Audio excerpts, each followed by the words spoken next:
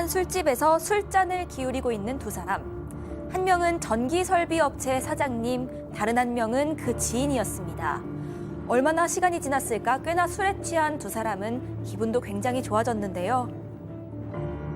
이때 이 사장님이 지금까지 숨겨뒀던 이야기를 슬쩍 꺼냅니다. 바로 수년 전 자신이 사람을 죽였다는 충격적인 내용이었습니다. 이 지인은 허풍이라고 여긴 건지 그저 웃어넘겼지만 근처에 있던 누군가는 이 얘기를 듣고 어쩌면 사장님의 말이 진실일 수도 있다는 생각을 합니다. 오늘 사건연구소는 장기 미제 사건의 실마리, 사장님의 취중 진담을 파헤쳐봅니다.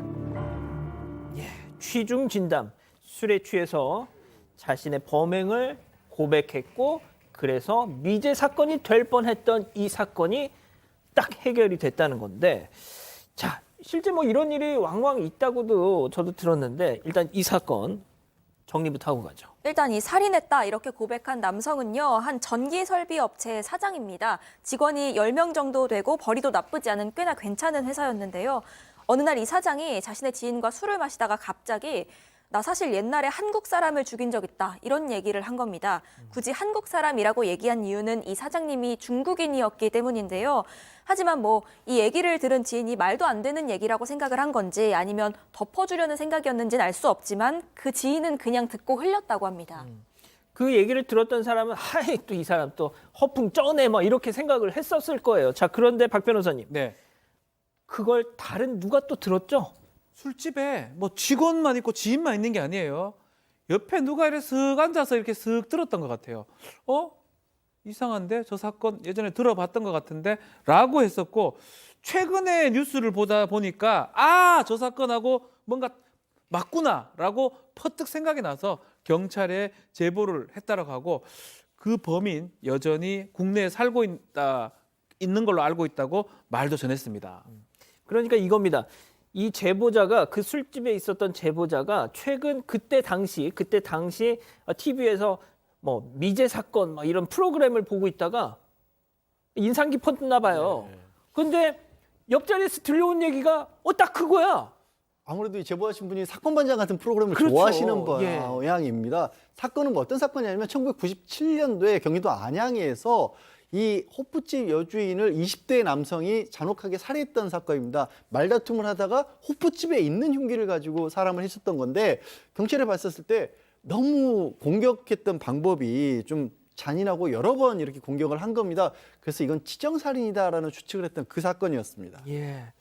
아니 그런데 이제 시내에 있던 호프집 그리고 일면식 있던 사람, 이게 왜 그때 잡히지 않았는지. 일단 이제 이 강 씨하고 피해자는 내연 관계로 알려져 있고요. 그리고 이제 그때 그 범행 동기가 이 피해자가 다른 남성과 만나고 있다라고 하는 그것에 대해서 상당히 격분을 한 상태에서 범행을 한 것으로 그렇게 이제 밝혀졌고, 또 현장에는 같이 먹었던 뭐 맥주병이라든가 유리잔도 있었고, 또 범인이 그곳에 놔두고 간 그 등산 스틱도 있었기 때문에 그곳에서 지문을 채취하는 것은 그렇게 어렵지 않은 것이었습니다. 그래서 그러면 이제 경찰의 입장에서는 범인이 거의 특정된 그런 상태였기 때문에 이거 뭐 검거만 하면 되겠다 이렇게 생각을 하고 바로 이제 그 강 씨 집을 급습을 했는데 의외로 그곳에서 검거를 못하고 말았습니다.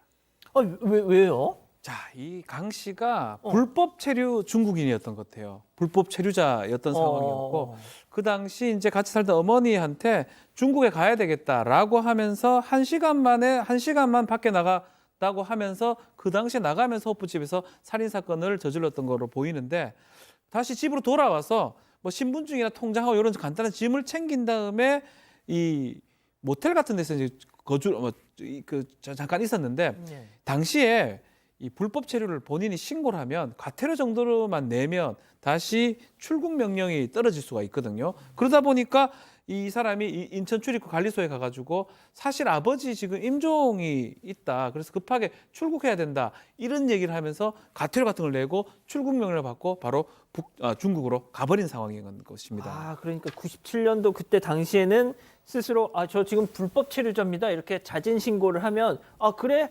그래 알았어. 너 일단 과태료만 내고 너 출국할 수 있게 해줄게. 그런 제도가 있었던 걸 악용했던 건데, 아, 교수님 그래도 이거는 너무 그냥 쉬운 방법이었던 거 아니에요, 그러면? 그러니까 이제 본인 입장에서는 아예 가려고 딱 마음을 먹고 준비를 한 상태에서 범행을 하고 이제 바로 이제 이탈을 했는데요. 예, 불법 체류자 자진 신고 기간 그때는 뭐 예를 들어서 신고만 하게 된다면 별다른 그 어떤 조치 없이 바로 출국 조치를 하기로 돼 있었습니다. 그래서 이제 그 당시에 출입국 관리소 직원이 과태료 250만 원을 받고 그렇다면은 이 남성이 이미 그 과태료도 준비를 다 했다라고 하는 아하. 그런 의미가 아니겠습니까? 그러니까 별다른 그 확인 절차 없이 바로 강 씨에게 출국 명령 서류를 갖다가 지급을 했는데 이 불법 체류 사실을 갖다 신고하고 난 뒤에 바로 한 것이 아니라 다음 날 오후 2시쯤 돼 가지고 인천항에서 이제 배를 타고 중국으로 출국을 했단 말이죠. 그러니까 이때가 이제 최 씨를 살해한 지가 약 한 40시간이 경과를 했는데 제가 볼 때는 조금 아쉬운 점이 경찰이 이 사람의 국적이 만약에 그 중국이라고 하는 것을 그 아는 그런 상태에서는 출국 긴급 외국인 그 출국 금지 조치를 갖다가 그 출입국 관리소하고 협조를 해서 미리 수배를 했었으면은 거기서 잡을 수도 있었을 텐데 그것에 대해서는 아마 조금 조치가 늦어진 그런 이유 때문에 결국 이 사람은 중국으로 도주를 하고 맙니다. 자, 결과적으로 이제 한국 정부가 범죄자 도피를 도왔던 셈이 된 건데, 자, 그럼 잠시 이제 다시 돌아가서 이 중국으로 도망갔던 강 씨, 그리고 앞서 술집에서 내가 말이야 옛날에 사람 좀 죽여봤어 막 이렇게 막 허풍 쩔었던 이 사람이 이제 동일 인물이라는 얘기가 되니까 지금 이 얘기를 하는 거잖아요. 네, 맞습니다. 동일 인물인데 그 가운데 이야기들이 있습니다. 이 강 씨가 중국으로 도망을 갔잖아요. 이 고향이 선양 지역이었다고 합니다. 여기서 각종 사업을 벌이기 시작하는데 이 처음에는 장례식 상여에 쓰이는 꽃을 만들어 파는 사업을 했는데 좀 잘 안 됐다고 합니다. 그래서 이후에는 이 한국으로 대리석을 수출하는 무역업을 했는데 역시 만족스럽지는 않았던 겁니다. 왜냐하면 이 사람이 한국에 있을 때는 고압 설비 설치 일을 했는데 300만 원 가까운 월급을 받았거든요. 이 돈을 못 잊어서 결국 돈을 많이 벌려면 한국에 와야겠구나 하는 마음이 든 겁니다. 그래서 2004년에 한국에 들어갈 국리를 하기 시작하는데요. 그런데 이 정상적으로 입국을 하면 당연히 체포가 될 것이기 때문에 이 불법 브로커를 접촉하게 됩니다. 그리고 7,000달러를 주고 위조 신분증을 받는데요. 아하. 이때 이 강 씨에서 이 씨로 성을 바꾸고 또 생년월일도 새로 받아서 실제 나이보다 5살 많게 위조 신분을 만들어냅니다. 그래서 한국에 들어온 이후에 사업체를 만들고 10명 남짓한 직원을 거느리고 그렇게 사장님으로 버젓이 행세를 하게 된 겁니다. 그러니까 완전히 새로 태어난 겁니다. 제도적으로. 예. 아, 양 변호사님. 그러면 주변 사람들 아니 성이야 바꿀 수 있다고 치죠. 아니 얼굴은 그대로일 거 아니에요. 얼굴은. 아니 그런데도 이거를 정말 절묘하게 다 피했던 거예요. 2004년도에 한국 들어왔고요.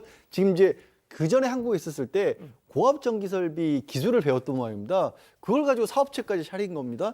그리고 2004년부터 한 8년 정도 있었을 때 또 무슨 일이냐면 재해동포 고충 해소 정책이 잠깐 한시적으로 펼쳐집니다. 10년 이상 불법 체류를 하게 되면 10년이나 있었으니까 자진 신고를 하면 합법적으로 체류 자격을 주는 그런 제도가 운영이 됐었거든요. 근데 2004년에 들어왔으니까 10년이 안 됐잖아요. 그때 또 서류를 위조해요. 10년 이상을 체류한 것처럼 서류를 위조를 해서 완전히 이제 합법적으로 한국에 머물 수 있게 됐잖아요. 예. 2012년엔 결혼까지 합니다.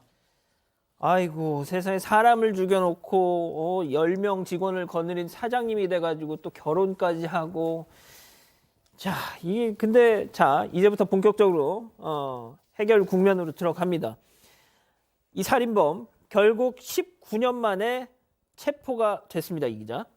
예, 맞습니다. 이 당시에 서울 송파경찰서 수사팀이 97년 사건 당시의 기록을 살펴봅니다. 그리고 이 제보자 얘기가 신빙성이 있구나라고 판단을 내리는데요. 아까 술집에서 이거 내가 뉴스에서 본 건데 그거. 예, 맞습니다. 그리고 강 씨의 이 어머니가 한국에 있다는 것을 알고 이 경찰이 강 씨 어머니의 통화 내역을 살펴보기 시작합니다. 그런데 이 어머니가 특정 번호와 지속적으로 연락을 한 것을 확인을 했는데요. 그 번호 주인이 바로 지금은 이 씨로 신분을 세탁한 진범 강 씨였습니다. 이름이 달랐긴 한데 97년 출국 당시에 지문을 찍어뒀던 겁니다. 이 지문과 현재 등록된 지문을 대조해 보니까 동일인인 것이 확인이 됐습니다. 그리고 추적 끝에 2016년 7월 수원에서 검거가 됐고요. 이때는 사건 공소시효를 2년 남짓 남긴 시점이었습니다. 당시 담당 경찰이 처음 제보를 접했을 때는 20년 가까이 지난 일이라 솔직히 반신반의했다 이렇게 얘기를 했는데 담당 형사가 이 제보 내용을 허투루 듣지 않고 끈기 있게 추적해서 진범을 잡아낼 수 있었다 이렇게 이야. 밝혔습니다.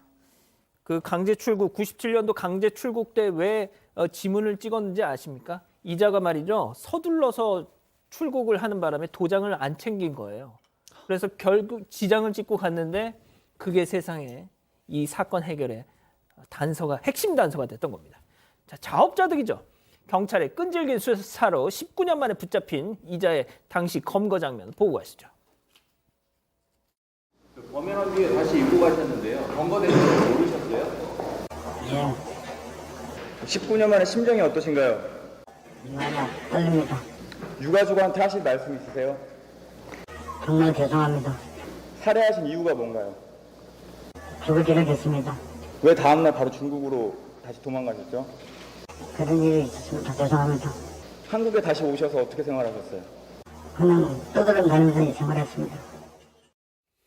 아유, 뭐 말하는 거 보니까 그냥 뭐 이런 식이에요 지금. 예. 마지막에 한국에 다시 와서 어떻게 생활했냐라고 했을 때 떠돌아다니면서 생활했다는 건 거짓말이잖아요. 정착을 한 거죠. 그렇죠. 처음부터 끝까지 서류를 위조하고 신분 세탁을 해가지고 다 이제 그 걸러서 그런 어떤 그 사항 과정을 거쳤기 때문에 저 사람이 그 검거되기 전까지 어떻게 보면 한국 정부를 아주 우습게 보지 않았을까라고 하는 두 그런 번씩이나. 면에서는 상당히 좀 화가 나는 그런 부분이고요. 이제 이 사건을 계기로 해서 이제 외국인 관리에 대해서 창고를 해가지고 동일 사안이 발생되지 않도록 지금 현재 뭐 보완을 해 나가는지 아마 해 나갈 거라고 믿습니다. 그런데 이게 거짓말을 하다 보니까요. 어떻게 보면은 자기 의도대로 이제 모든 게 다 술술 풀렸잖아요.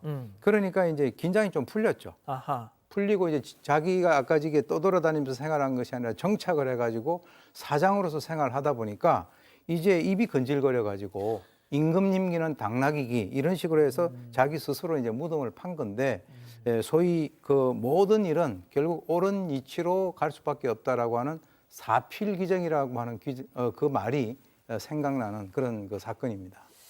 저는 진짜 이 사건 좀 보면서 호프집에서 살해당했던 그 분의 원혼이 계속해서 이렇게 단서를 이렇게 던져줬던 게 아닌가 뭐 이런 생각까지 드는데, 자, 양 변호사님, 근데 이게 약간 뭐 공소시효 그거 문제가 있지 않았을까요?